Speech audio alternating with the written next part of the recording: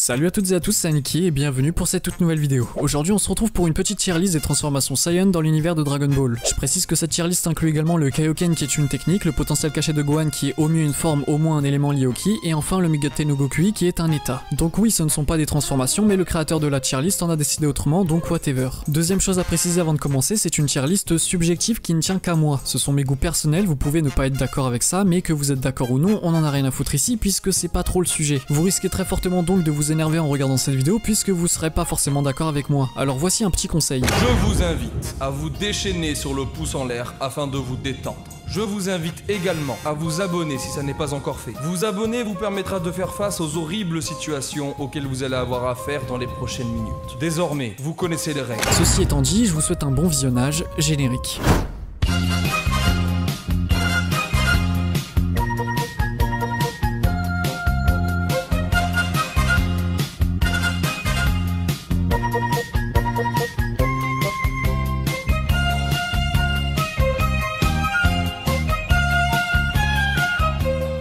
Pour ceux qui ne connaissent pas le principe, je vous explique rapidement. Le concept de tier list provient de l'univers e-sportif des jeux vidéo, l'idée de catégoriser des armes, des personnages ou des équipements du mieux au moins bien. Typiquement dans League of Legends, les meilleurs personnages selon le patch seront considérés comme God tier et les moins bons comme pas viables, indiquant ainsi aux joueurs ce qui est optimal à jouer et ce qui ne l'est pas. Concernant cette vidéo, il s'agit tout simplement de lister les transformations que j'ai préférées dans l'univers de Dragon Ball.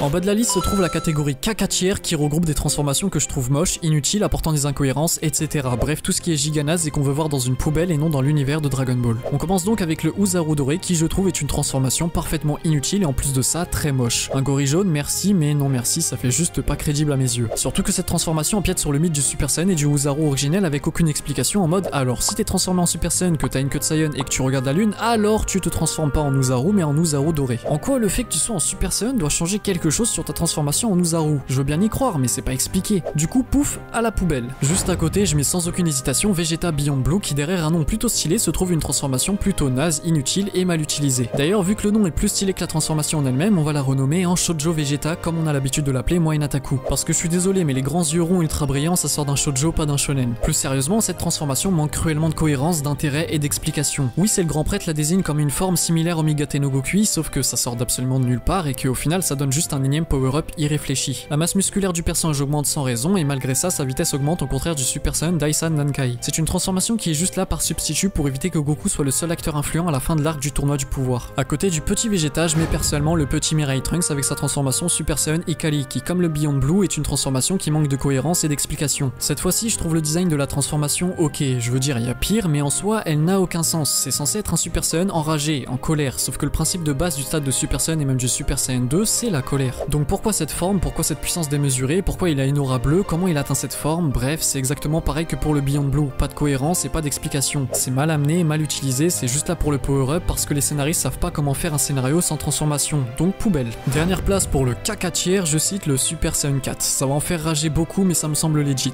C'est probablement la meilleure transformation de cette catégorie et également la plus réfléchie, mais par rapport aux transformations au-dessus, c'est vraiment rien. Déjà, la transformation apporte sa dose d'incohérence, vous connaissez tous cette fameuse question de pourquoi Goku redevient adulte en se transformant en SSJ4. Il y a zéro explication là-dessus et c'est une incohérence. Ensuite, je suis désolé, mais la transformation n'apporte pas son lot d'épicness. Toutes les bonnes transformations dans Dragon Ball ont apporté des scènes et des combats mythiques qui ont su faire vibrer parce que c'était bien amené, crédible et bien utilisé. Le SSJ4 lui ne m'a rien fait ressentir à part du dégoût à cause de son design sorti de nulle part et que je trouve personnellement ignoble. Je pense qu'il y avait facilement de meilleures solutions qu'un singe roux qui change de vêtements comme par magie. En soi, l'idée de vouloir mélanger le stade d'Oozaru pour le mélanger avec le stade de Super Saiyan est une bonne idée, c'est juste que ça a mal été amené et mal été utilisé. Bref, toutes ces transformations méritent selon moi leur place dans la catégorie caca tier. Elles apportent toutes des incohérences, ne possèdent aucune explication viable, zéro background, sont là juste pour être là et pour couronner le tout n'arrivent pas à convaincre ou au moins être crédible. On passe un cran au-dessus avec la catégorie bof tier qui comme son nom l'indique regroupe des transformations que je trouve bof sans plus, préférablement oubliables pour l'univers de Dragon Ball en commençant par le Super Saiyan Blue du Bai Kaioken. J'y reviendrai plus précisément dans une prochaine vidéo mais cette transformation est parfaitement inutile et apporte non pas des incohérences mais des problèmes dans le scénario et Dragon Ball Super. En soi, le fait de pouvoir utiliser le Kaioken avec une transformation c'est possible, c'est pas forcément une incohérence, ça peut trouver ses explications et c'est même une bonne idée. Néanmoins, ça sort un peu de nulle part et on n'en avait jamais entendu parler dans le canon de l'œuvre avant. Et en plus de ça, ça relaye la transformation de Super Saiyan Blue au stade intermédiaire. Normalement, la transformation transitoire dans un combat, c'est le Super Saiyan God, sauf que dans l'anime, cette transformation a été skippée et du coup, c'est le Super Saiyan Blue qui a pris sa place alors que la transformation n'est pas pensée comme et pour ça de base. Ce qui oblige Goku à surutiliser la transformation, créant un gros bordel dans le scénario des différents arcs de la série. Le 16JB du Baikeuken aurait clairement pu apparaître dans le cas 4 mais j'aime bien le design de la transformation et elle a été vraiment bien introduite avec une scène marquante dans le combat Goku contre Hit. Juste à côté, j'ai mis le Migate no Gokui maîtrisé. D'ailleurs, contrairement à ce que beaucoup pensent, le Migate no Gokui n'a pas été introduit dans Dragon Ball Super mais dans Dragon Ball. Si j'ai mis le Migate no Gokui maîtrisé ici, c'est parce que bien que cette forme s'introduit dans un combat spectaculaire en termes d'animation quand ton cerveau est débranché, et bien malheureusement c'est juste un énième power-up qui n'apporte rien de plus. Cette forme démystifie totalement l'idée globale du Migate no Gokui, qui se veut être un concept spirituel ultime en termes d'art martial. Un état de concentration parfait sur ce qui t'entoure, le calme est censé être maître mot, ce qui n'est pas le cas ici. Je comprends l'idée de vouloir dépasser les limites du Migate no Gokui comme à n'importe quel autre moment dans l'histoire de Dragon Ball, l'idée est alléchante, sauf que c'est pas possible et contraire aux règles établies. Si tu t'énerves pendant l'utilisation du Migate no Gokui, tu en perds le contrôle et la maîtrise, et c'est d'ailleurs là que le manga était déjà un peu plus cohérent que dans l'anime. Goku n'était pas montré en colère en utilisant cette forme, du moins pas plus qu'avec le Migate no Gokui classique. À présent, beaucoup d'entre vous ne vont pas comprendre ma prochaine décision, j'ai décidé de placer ici le Super Saiyan 3. En soi, c'est pas que j'aime pas cette transformation ou que je la trouve inutile voire inintéressante, elle a bien une utilité dans l'œuvre originale mais moindre par rapport à d'autres transformations. Celle-ci sert avant tout à Goku pour qu'il reste à la page par rapport aux autres personnages surpuissants de l'arc Buu. Sans ça, le personnage aurait été totalement largué et le combat contre Buu pur aurait pu être un poil compliqué. D'accord, la première apparition de la transformation est un plot twist impressionnant mais le prix sera de démystifier le Super Saiyan 2 rendant la transformation bien plus osef. Ce qui est vraiment dommage étant donné qu'il y avait moyen de faire beaucoup plus de cette transformation. On est clairement dans l'idée d'un énième power-up au caractère design toujours un peu plus abusé et bien que ce soit cohérent avec le principe de la transformation, eh bien on s'éloigne grandement de la simplicité voulue par Toriyama dans ses dessins et des notions. De plus, Dragon Ball n'en avait pas spécialement besoin et tout ça explique au final pourquoi je n'aime pas cette transformation plus que ça. Elle a quasiment foutu le SSJ2 aux oubliettes pour finalement ne quasiment pas être utilisée vu que celle-ci est très dure à dessiner et à animer. Malgré que la transformation soit cool, je rêve d'un monde Dragon Ball sans SSJ3, clairement. Vous avez pu voir que cette catégorie se compose de plus ou moins bonnes transformations qui possèdent à chaque fois des scènes spectaculaires ou des plot twists pour les introduire et les utiliser, au contraire de la catégorie précédente. On passe à présent à la catégorie OK Tier qui regroupe des bonnes transformations mais que je trouve sans plus en commençant par le Super Saiyan Blue. Cette transformation n'est pas spécialement mauvaise car certes c'est une suite logique au Super Saiyan God mais malheureusement ça ne suffit pas. Contrairement au stade du SSJ et du SSJG, celle-ci ne possède pas de background pouvant la rendre intéressante. Elle est plutôt creuse et a le malheur dans l'anime Dragon Ball Super d'être surutilisée pour un oui et pour un non à cause de ce qui a été dit plus tôt. Par la suite j'ai mis le stade intermédiaire de Super Vegeta aussi appelé Super Saiyan Daini Denkai. Encore une fois c'est une bonne transformation qui a d'ailleurs un intérêt important dans le scénario de l'arc Cell. Elle profite d'une très bonne mise en avant grâce à Vegeta mais malheureusement ça ne dure pas longtemps et en soi elle ne m'intéresse pas plus que ça. Je veux dire elle est pas aussi marquante que d'autres transformations selon moi. Juste après j'ai mis le Super Saiyan Daisen Denkai qui sera utilisé par Mirai Trunks afin de surpasser Vegeta et Perfect Cell. Une suite logique et du coup je l'ai mis ici pour les mêmes raisons que le Daini Denkai, à la différence près que je trouve le SSJ Daisen Denkai un peu plus utile pour l'histoire. Celui-ci apportera une nuance sur le fait que la puissance ne fait pas tout. Si tu perds en vitesse à cause d'une transformation, elle ne sert finalement à rien. Et en dernier dans cette catégorie, j'ai choisi de mettre Broly enragé parce que j'ai bien aimé le design de cette forme, sa mise en scène, son raccord avec la personnalité de Broly, la situation et surtout l'idée de la forme en elle-même. C'était plus ou moins un rework du SSJ4 et j'ai justement trouvé ça beaucoup plus efficace que le SSJ4, tout simplement parce que ce que je reprochais au SSJ4 ne réapparaissait pas ici. Bon après c'est pas exactement pareil mais on garde l'idée de vouloir utiliser la puissance du Uzaru sans se transformer en Uzaru. Et ça c'était franchement pas bête et en plus ça manquait pas d'explication. Comme vous avez pu le voir, mes choix ici se basent sur des transformations dont on n'a pas grand chose à dire dessus. C'est des bonnes transformations mais leur position ne dépend que de mes goûts et de ce que je pense d'elles. On grimpe maintenant à la catégorie Insane qui regroupe des transformations que je trouve très réussies en commençant par Broly Super Saiyan Full Power.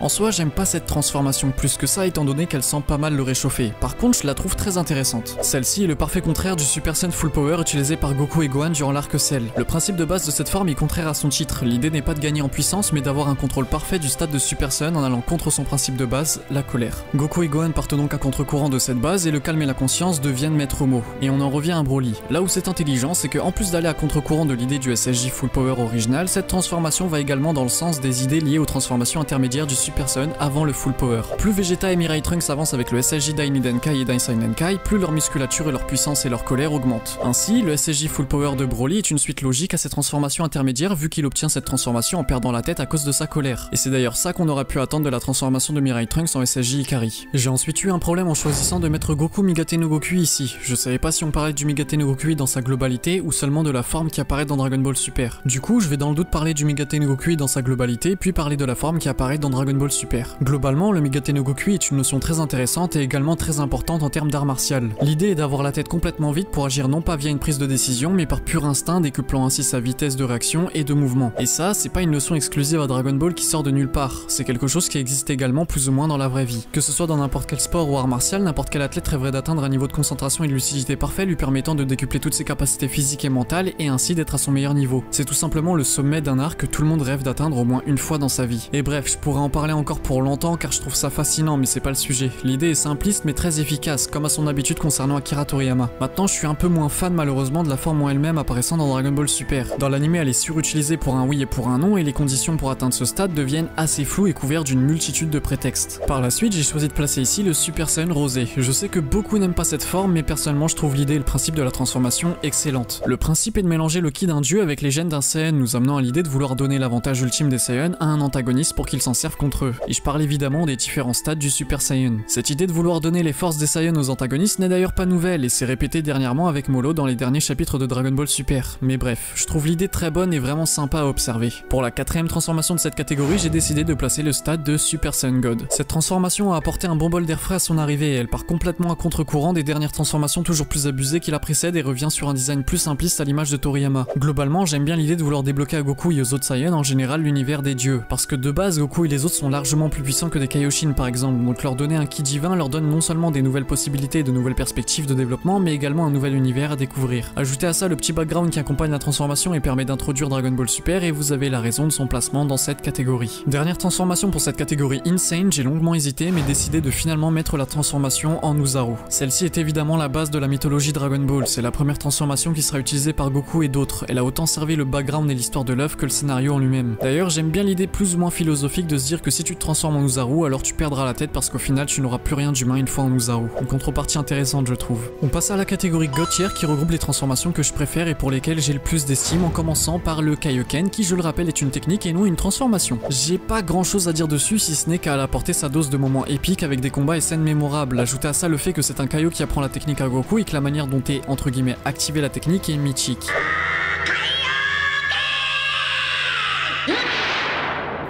Ça me fait frissonner à chaque fois. Et vous obtenez la raison pour laquelle le Kaioken se trouve ici. Juste après, j'ai mis le potentiel caché massivement représenté par Gohan qui en est plus ou moins le porté d'Antar, mais qui, je le rappelle, est une notion utilisée par n'importe quel autre personnage et pas que chez les Saiyans. Bref, encore une fois, pas grand chose à dire sur le potentiel caché, cette notion a été reprise dans beaucoup d'œuvres et personnellement j'aime beaucoup l'idée qu'il y ait une manière de surpasser ses limites dans Dragon Ball sans transformation avec une force qui nous est propre et innée. Ce potentiel caché a apporté bon nombre de débats absurdes mais un bon paquet de plot twists et de scènes épiques. Et avant de passer à la suite, laissez-moi vous dire une dernière chose. Gohan Ultime n'existe pas, il peut toujours se transformer en Super Saiyan en utilisant son potentiel caché et gagner en puissance par la même occasion, la limite de puissance n'existe pas. Ensuite, j'ai décidé de mettre le stade de Super Saiyan merveilleusement bien introduit par Goku. Cette transformation est un peu comme le stade d'Uzaru, elle est lourde d'histoire et porte toute la mythologie et l'identité Dragon Ball sur son dos. Aujourd'hui, dès qu'on dit Dragon Ball, on pense forcément au Super Saiyan et comme dit plus tôt, cette transformation est parfaitement bien introduite par Goku suite à la mort de Krillin par Freezer. En termes de moments épiques ou mythiques, on est genre sur un niveau cosmique. Ajoutez également le stade de Full Power qui est une très bonne idée, j'ai adoré le fait de partir à contre-courant de ce qui se faisait à ce moment-là et ça avait apporté un peu de douceur et de scénarité sur cette partie de l'arc. Dernière transformation de cette tier list, j'ai choisi de mettre le stade de Super Saiyan 2.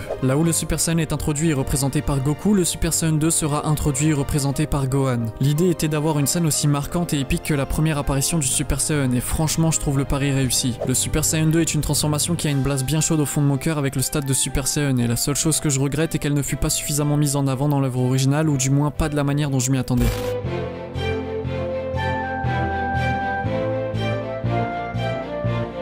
Bon et bien voilà, on touche enfin à la conclusion de cette vidéo. Comme vous avez peut-être pu le remarquer, le classement de cette tier list suit une certaine logique, une cohérence qui n'est d'ailleurs pas voulue à la base. Effectivement, on peut voir que les transformations, formes, états, etc. que je préfère sont souvent les plus simples, les plus détaillées, avec le plus de background, d'histoire et ou de philosophie derrière. Plus on progresse sur quelque chose où il n'y a pas besoin de réfléchir dessus, et moins ça me plaît. Bref, j'espère ne pas trop avoir fait de dégâts et que vous êtes toujours plus ou moins en vie. Si c'est le cas, n'hésitez pas à soutenir la chaîne gratuitement sur Utip, à mettre votre meilleur pouce bleu et à partager cette vidéo si elle vous a plu. Et en attendant une toute prochaine vidéo, je vous dis ciao tout le monde.